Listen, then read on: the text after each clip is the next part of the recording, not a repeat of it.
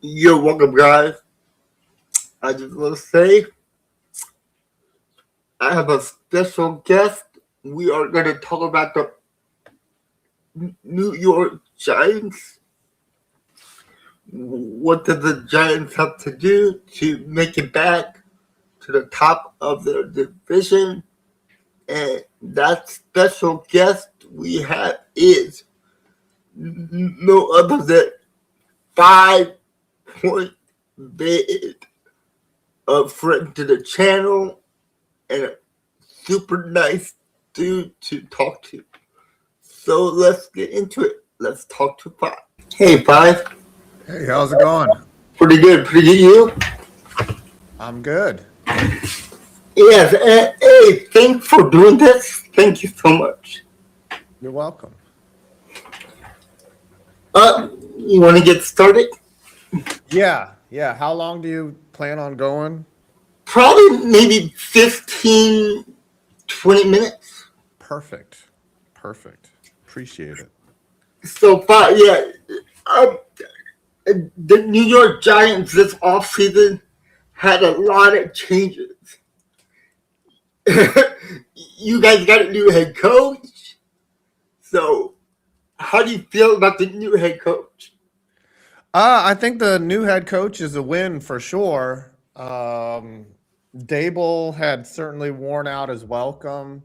You know, he won Coach of the Year a while, in his first year. Yeah. And I think it would have taken just anyone taking over for Joe Judge to have some semblance of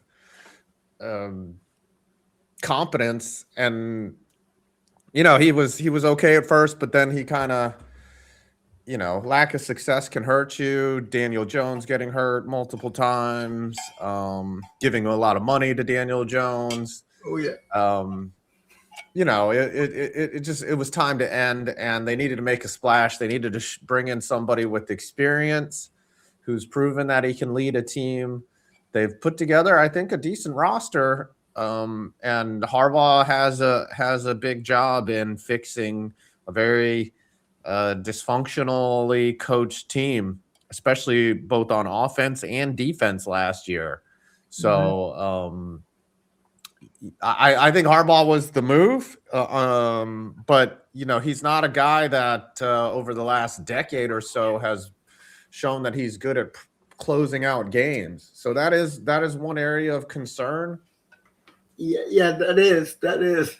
But I think he was the right move. I mean, there was really nobody better to hire out there on the open market for the Giants in terms of what they were looking for. They wanted experience.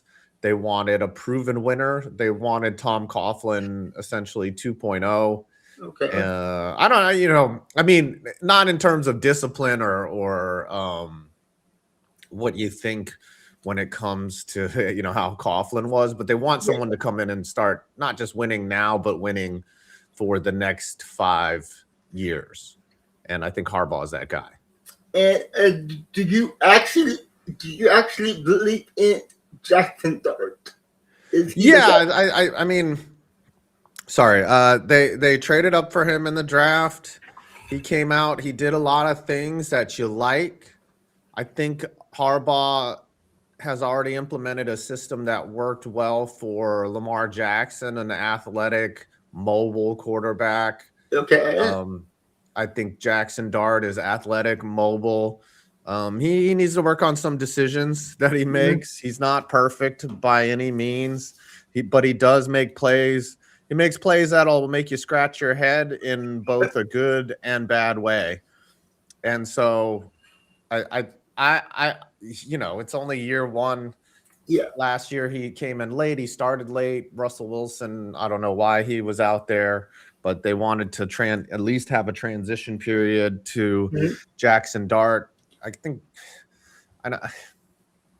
they kind of knew last year was a lost season, but now you know, they're playing this game where like, all right, next year will be the year, next year will be the year, and it's next year.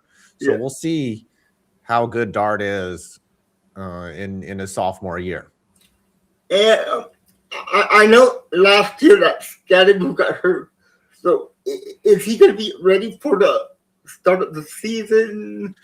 Those are the indications. Like, no, there's been no stories of any setbacks of any. You know, if he is late 1 or 2 weeks, I don't think that's a big deal. Remember, he just kind of accidentally became the feature back. They Yes, he still have did. Tyrone Tracy. They still have options there at running back. I think, yeah, it matters when at the higher levels to have a Jahmyr Gibbs or a Saquon Barkley, but when you're a team that just needs to really establish the run and get conventional yards, um, it's not as I mean, having Scadaboo back will be great because even just easing him in where he's a third down back or even a second Okay. down back where he can get those critical 7-8 yards. I think the thing is when he's healthy, he's not going to, they need to be careful because when he's healthy, he's not going to play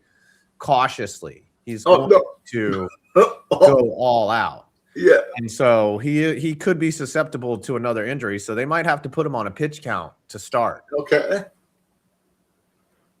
Well, right now the Giants hold the number 5, and they recently got the number 10 spot in the draft also.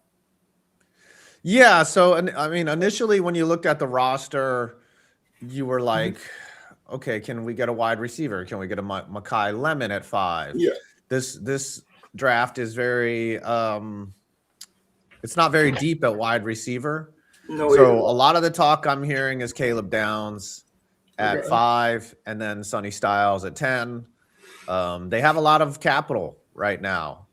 Dexter Lawrence was drafted at number 19, one of the highest nose tackles ever to be drafted. It ended up working out.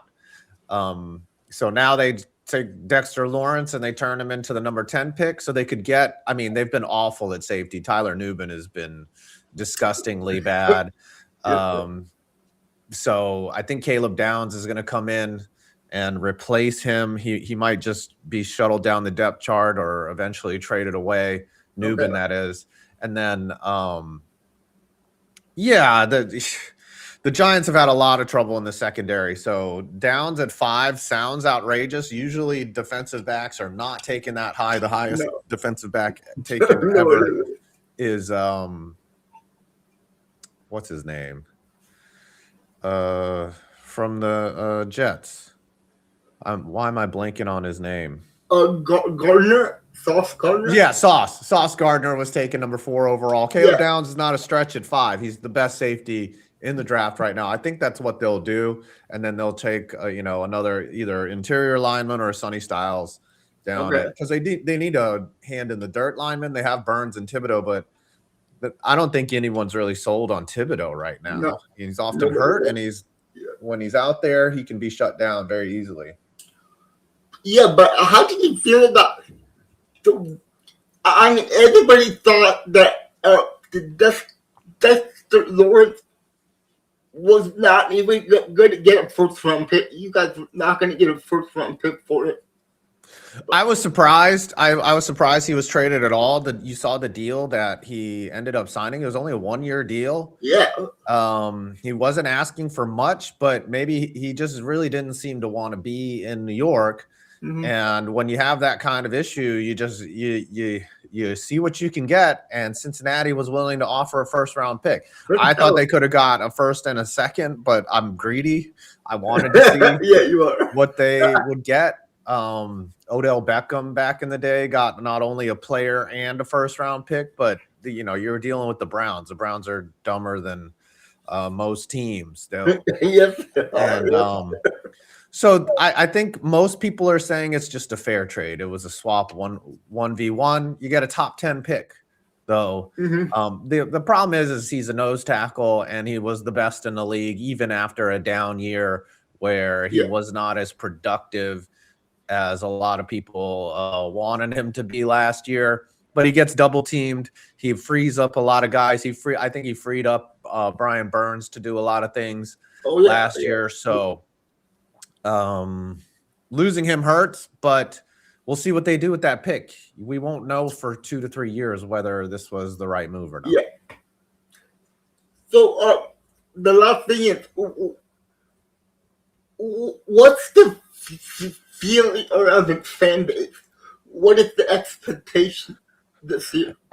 I think it's the same almost every offseason. You know, you look at what happened last year. You're hoping that your team will improve. You know, unless you're the Seahawks, you don't feel good about your team. You know, off seasons are never fun, no matter what happened. If you just come off a Super Bowl loss, you're like, oh, are we ever going to get back there? Or you're thinking about what you could have done right or wrong. But when you're a middling team, when you're a team that was in position to get the number 1 overall pick in the draft, and then you mess that up by winning, of course. But I really don't think I'm more upset that they didn't land in the top 3, because then they could get Moiga, the offensive lineman, which I think will be off the board by 5. I might have just butchered his name. I'm really sorry. But picking at 5 and 10, it's okay. You know, if they had 3 and 10, they'd have a lot more options. But what if do you think they'll ever move up?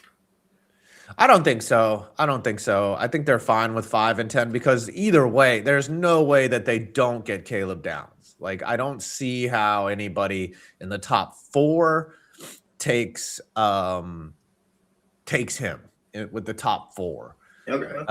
And the thing is, there could be OL go in the top 3, the top 4, and that's what the Giants, I think, would love to get, because you know, Evan Neal is clearly a bust. They're trying to reclaim him, but I don't think it's going to work. But you know, the feeling is like, hey, we could be one of those teams to make the jump. This is not atypical. This is something we see every year, where when you're coming off a bad year, there are teams that make huge leaps.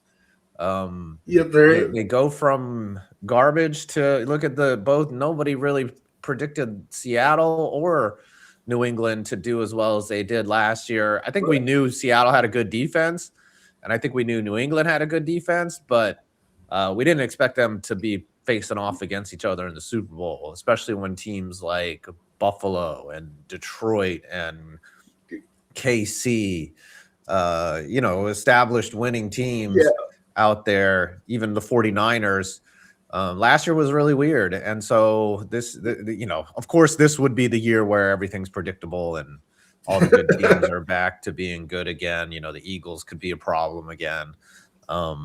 Commanders could, you know, a healthy Jaden Daniels could be a problem. The Cowboys could be a problem, you know. But I think if there was a year to make a leap, this is the year. Of course, I say that every offseason for the past, you know, 8-9 years. That is true. But yeah, I just want to say thank you once again for doing this. You're welcome. I'm glad to be here. I hope you have a great show, and enjoy the draft on Thursday. We'll all find out. You know, I think the Packers and what y'all are picking pretty late, right? So we don't have a first round pick. Oh, you don't even have a first round pick, so you're just reacting to everybody's life. Yeah, I'm not reacting to all the other teams. Yeah, but you know, I don't know if that's necessarily good. Like, if you're picking late, that means you had a great season. If you're not picking at all, that means you doubled down on whatever you have. And so I think the Packers will be good next year. Again, this is your window. We don't have a first this year, or we don't have a first next year either. That's rough sledding, but you still have a good roster. So I think Gutenkite is doing a good job, and as long as you're contending and relevant, that's what the Packers need. That's the drug the Packers fans operate on. But you know, I would love to see your reaction on your 2 picks. Yeah, so Tree and I are streaming on Thursday. We'll be in Pittsburgh. Oh wow!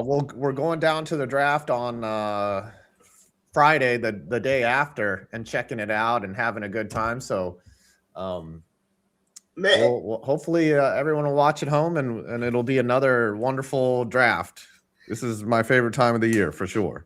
well, I hope you guys have fun at the draft. Thank you. Have a good one. You too. All right. See ya.